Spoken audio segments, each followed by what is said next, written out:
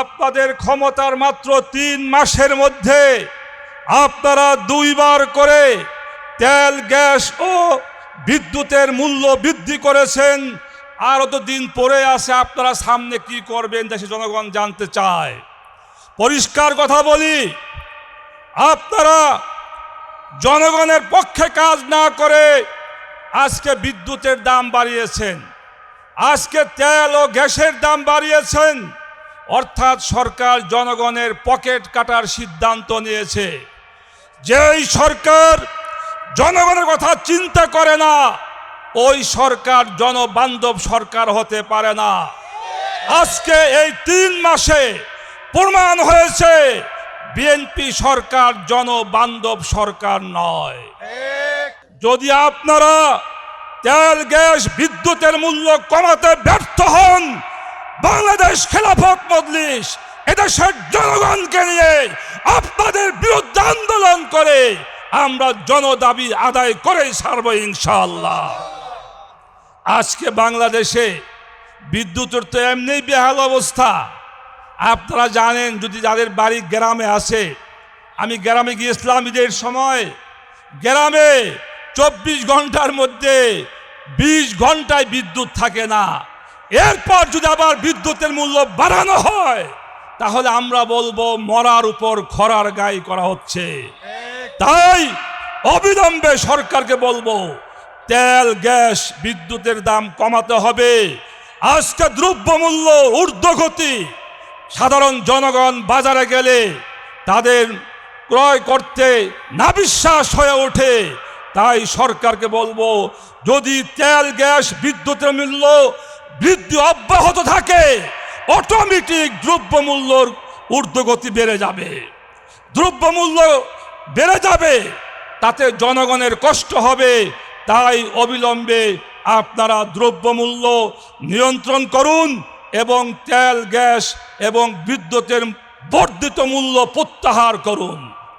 প্রিয় ভাইয়েরা, আজকে বাংলাদেশে এখন বড় সমস্যা আরও একটি রয়েছে, সেটা হলো চাঁদাবাজি, দখলবাজি, সন্ত্রাসী, মানুষ খুন এবং ধর্ষণ। প্রতিদিন পত্রিকা খুললে আমরা মিডিয়াতে দেখতে পাই যে সারা দেশে শিশু থেকে শুরু করে 3 বছরের শিশুও ধর্ষণ হয় এই বাংলাদেশে। ধিক্কার লাগে, ধিক্কার জানাই আমাদের স্বরাষ্ট্রমন্ত্রী। উনি আইন শৃঙ্খলা যে অবনতি, উনি আইন শৃঙ্খলার উন্নতি করতে সম্পূর্ণ ব্যর্থ হয়েছে। এই 3 মাসে সরকারের বিরুদ্ধে আমাদের আন্দোলন করতে হবে, এটা আমরা কল্পনা করি নাই। ভেবেছিলাম আওয়ামী লীগের আমলে 15 বছর জেল খাটতে খাটতে আমরা ক্লান্ত হয়ে গিয়েছিলাম। ভাবছিলাম এই সরকার আসলে হয়তো 6 মাস আমরা রেস্ট পাবো। কিন্তু সরকারের এমন সফলতা, তাদের সরকার গঠন করার পরের থেকেই আজকে জনগণকে রাজপথে নামতে বাধ্য করা হয়েছে। প্রিয় ভাইরা, আজকে বর্তমান সরকারের সমস্ত মুনাফিকি আর তাদের যে তালবাহানা আমরা খুব ভালো করে অবলোকন করছি।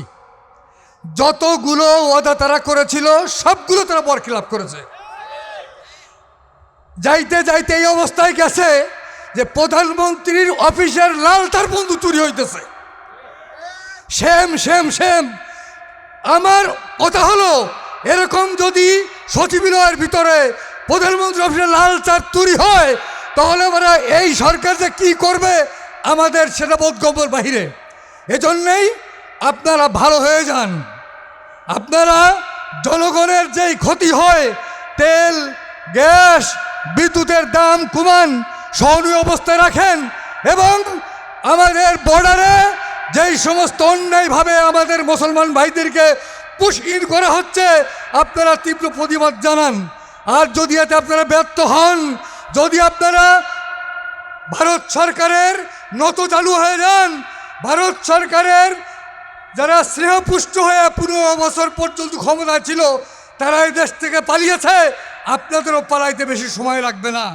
এজন্য আমরা উদাত্ত আহ্বান জানাবো, আগামী দিনে সবসময় আমরা ইনশাল্লাহ সরকারের প্রতিটা খারাপ কাজের আমরা সমালোচনা করব এবং অন্যায় আমরা প্রতিরোধ করবো ইনশাল্লাহ।